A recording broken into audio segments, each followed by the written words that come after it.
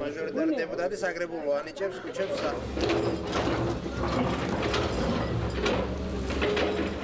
წინასაარჩევნო შევპირდით რა მათ როგორც წყლის პრობლემის მოგვარება ასევე გზის გაკეთება ორივეზე მუშაობთ აქტიურ რეჟიმში როგორც კი საგზაო სამუშაოები დასრულება გარე განათებასაც მოუწესრიგებ და სხვა წვრილმან პრობლემებს რომელიც ამ დასახლებას აწუხებს ასე რომ მაქსიმალურად აქტიურად მუშაობთ ამ უბანში იმისაც რომ მოსახლეობა კმაყოფილი გყავდეს და მეორე მხრივ ის რაც დავპირდით აუცილებლად გავაკეთოთ. ლისის მხრიდან შემოსასვლელი გზა კილომეტრი და 600 დაიგება კაპიტალურად შეკეთება და დაიგება ასფალტის საფარი.